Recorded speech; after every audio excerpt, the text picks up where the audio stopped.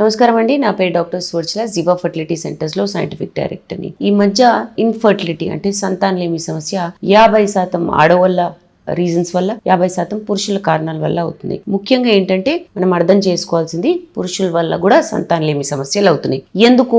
పురుషుల్లో ఎన్నో రకాల సమస్యలు ఉండొచ్చు. ఇది కణాల పరీక్ష ద్వారా తేల్చడం జరుగుతుంది. ఫస్ట్ ఆఫ్ ఆల్ కణాల పరీక్ష చేస్తే కౌంట్ బాగుందా, కదలిక, ఆకారం అవన్నీ బాగున్నాయా లేదా చూస్తారు. ఇవి బాగాలేనప్పుడు ఇంకా అసలు హార్మోనల్ టెస్ట్ చేస్తారు. హార్మోనల్ ఇంబ్యాలెన్స్ అంటే టెస్టోస్టెరాన్ లెవెల్స్ బాగుండకపోవడం, follicle stimulating hormone, luteinising hormone, oestrogen, ఇవన్నీ బాగాలేవనుకోండి, అలాంటప్పుడు కణాల ఉత్పత్తి కూడా ప్రాబ్లమాటిక్ గా ఉండొచ్చు. సో హార్మోన్ ఇష్యూస్ వల్ల కూడా సమస్యలు రావచ్చు. హార్మోన్ ఇష్యూస్ వల్ల సెక్షువల్ ప్రాబ్లమ్స్ కూడా రావచ్చు. సెక్షువల్ ప్రాబ్లమ్స్ లో మళ్ళీ ఎరెక్టైల్ డిస్ఫంక్షన్, లిబిడో ప్రాబ్లమ్స్ ఇవన్నీ ఉంటాయి అన్నమాట. బ్లాకేజెస్ ఉన్నాయనుకోండి, అజూస్పర్మియా ఉండొచ్చు, అంటే కణాలు బొత్తిగా లేకపోవడం లేదా కణాలు సరిగా బయటికి రాకపోవడం అనేది కూడా సమస్య ఉండొచ్చు. సో హార్మోనల్, స్ట్రక్చరల్ బ్లాకేజెస్ లేదా జెనెటిక్స్ ఇవన్నీ కారణాలు కావచ్చు పురుషుల్లో సంతానలేమి సమస్యకి. ఇంకా వివరాల కోసం తప్పకుండా జీవా ఫర్టిలిటీ సెంటర్స్కి విచ్చేయండి. Thank you.